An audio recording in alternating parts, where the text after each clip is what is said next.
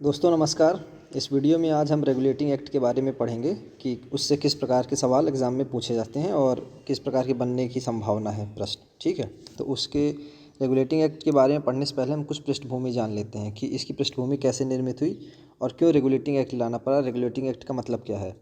तो regulating act में शब्द छिपा है रेगुलेट, यानी रेगुलेट करना। तो किसको रेगुलेट करना? यानी ईस्ट इंडिया कंपनी को रेगुलेट करना।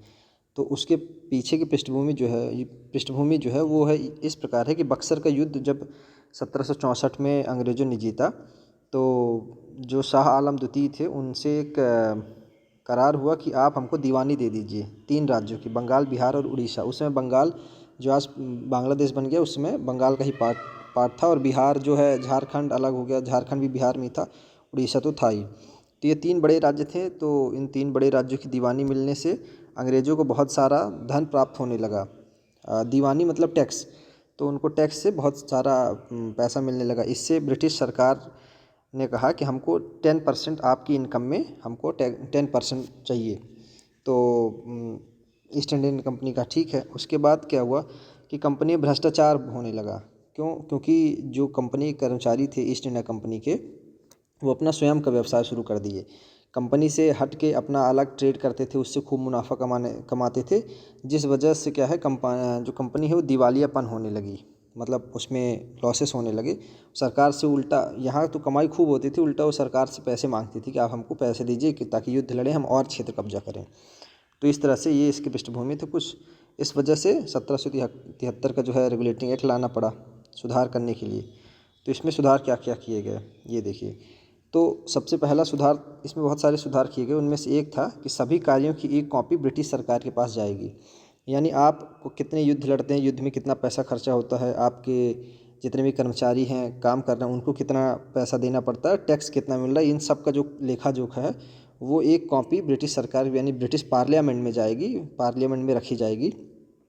और दूसरा जो इसमें निर्णय लिया गया वो है कोर्ट ऑफ प्रोपराइटर, यानी सीओपी जिसको बोलते हैं। सीओपी एक तरह से समझ लीजिए कि जो ईस्ट इंडिया कंपनी है उसके जो शेयर होल्डर्स हैं, एक तो शेयर होल्डर बहुत सारे हैं क्योंकि हज़ारों की संख्या में शेयर होल्डर, उन कुछ शेयर होल्डर्स में जिनका शेयर 500 पाउंड से अधिक था, पहले 500 पाउंड था, बाद में 1000 पाउंड कर दिया गया। तो जब 500 पाउंड था तो कुछ कई हज़ार उसमें शेयर होल्डर आ जाते थे, यानी मालिक आ जाते थे। लेकिन जब उसके बाद इसकी जो वैल्यू है 1000 पाउंड कर दी गई कि जिसका इसमें शेयर है 1000 पाउंड से ज़्यादा है, तो उसके बाद कंपनी में 500 लोग हो गए कंपनी में, शेयर होल्डर्स में। शेयर होल्डर तो बहुत सारे थे लेकिन 500 ऐसे लोग हो गए जिनको सीओपी कहा गया, यानी कोर्ट ऑफ प्रोपराइटर्स। इन्हीं सीओपी से ही सीओडी बनते थे। तो सीओडी यानी कोर्ट ऑफ डायरेक्टर्स। तो सीओडी में पहले 24 लोग होते थे, लेकिन उसके बाद फिर 1773 का जब रेगुलेटिंग एक्ट आया, पहले 18 होते थे, उसके बाद 24 होने लगे, और उसके बाद 1853 से फिर से उनकी संख्या 18 कर दी गई। यही पूरा ब्रिटेन में इनका ऑफिस होता था। और कैसे ईस्ट इंडिया कंपनी को संचालन करना है, कैसे कहाँ युद्ध लड़ना है, क्या करना है, किसके साथ संधि करना है, ये सब कोर्ट ऑफ डायरेक्टर्स ही तय करते थे और फिर उनके बिहाफ पे वो अपनी ब्रिटिश सरकार को बताते थे। अब इनका जो कार्यकाल होता था पहले 1 वर्ष का होता था, लेकिन 1773 के रेगुलेटिंग एक्ट में इनका कार्यकाल बढ़ा के 4 वर्ष कर दिया गया। और 4 वर्ष तो किया गया, लेकिन इनके जो 25% यानी 1/4 हर साल रिटायर कर दिए। जैसे अभी हमारे लोकसभा राज्यसभा में क्या होता है कि हर 2 साल में 1/3 लोगों को रिटायर कर दिया जाता है और कार्यकाल 6 साल का होता है। तो वैसे इसमें भी 4 साल का कार्यकाल कर दिया गया और हर साल 25% लोगों को रिटायर कर दिया जाता था। तो एक डिसीज़न ये लिया गया। एक और था कि बंगाल का जो गवर्नर है वो अब बंगाल का गवर्नर जनरल कहलाने लगा, और सबसे पहले वॉरेन हेस्टिंग्स को बनाया गया बंगाल का गवर्नर जनरल। ये जो नीचे आप फोटो देख रहे हैं ये वॉरेन हेस्टिंग्स है जी। ये फ़ोटो वॉरेन हेस्टिंग्स की फ़ोटो है। वॉरेन हेस्टिंग्स बहुत भ्रष्टाचारी था, लेकिन उसके बाद भ्रष्टाचार का यहाँ तो बहुत पैसे कमाया, फिर लंदन गया, फिर लंदन से दोबारा बुलाया गया, और इस तरह से इसकी कहानी है। बंगाल में ही मर गया। फिर एक निर्णय लिया गया कि ये गवर्नर जनरल को सलाह देने के लिए 4 पार्षदों की जो जीजी लिखा है ये गवर्नर जनरल है, गवर्नर जनरल। तो गवर्नर जनरल को सलाह देने के लिए 4 पार्षदों की नियुक्ति की गई और इन जो कोई भी डिसीजन होता था तो बहुमत से निर्णय होता था, यानी 3:2 के या 4:1 के, इस तरह से बहुमत से काम होता था। इसके 4 सदस्य कौन थे?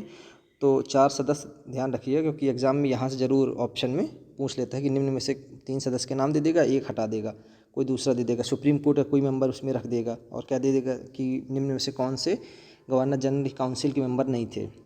तो इसमें जो 4 सदस्य थे, एक तो जो lieutenant general John Clavering, George Monson, Richard Barwell और फिलिप फ्रांसिस। तो ये 4 सदस्य थे, इनको पार्षद कहा गया और मेंबर थे ये।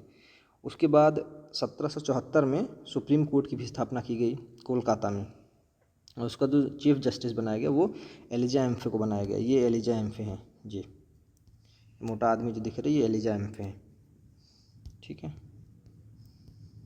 उसके बाद चूँकि इन दोनों की फ़ोटो एक साथ इसलिए लगाया क्योंकि दोनों दोस्त भी थे, एक ही स्कूल से पढ़े थे और लंगोटिया यार भी थे। इसीलिए एक बार क्या हुआ कि नंद कुमार एक व्यक्ति थे, नंद कुमार ने जो गवर्नर जनरल है ये वॉरेन हेस्टिंग्स, उस पर भ्रष्टाचार का आरोप लगाया। ये कहा कि ये अवध की बेगमों से पैसा मांगता है और घूस लेता है। तो उल्टा, क्योंकि ये दोनों दोस्त थे, तो एलिजा एम्फे की मदद से वॉरेन हेस्टिंग्स ने उल्टा नंद कुमार के ऊपर एक मामला चल रहा था, धोखाधड़ी का मामला। उस धोखाधड़ी में इसको नंद कुमार को मौत की सज़ा सुना दी एलिजा एम्फे ने। तो ये एक स्टोरी थी। उसके बाद एक और निर्णय लिया गया कि निजी व्यापार से प्रतिबंध लगा दिया गया। जितने भी ईस्ट इंडिया कंपनी के कर्मचारी थे उनको निजी व्यापार से पूरी तरह से प्रतिबंधित कर दिया गया, और ये कहा गया कि या तो आप व्यापार करिए या नौकरी छोड़ दीजिए। अगर नौकरी करें तो आप सैलरी पे ही बस रहिए।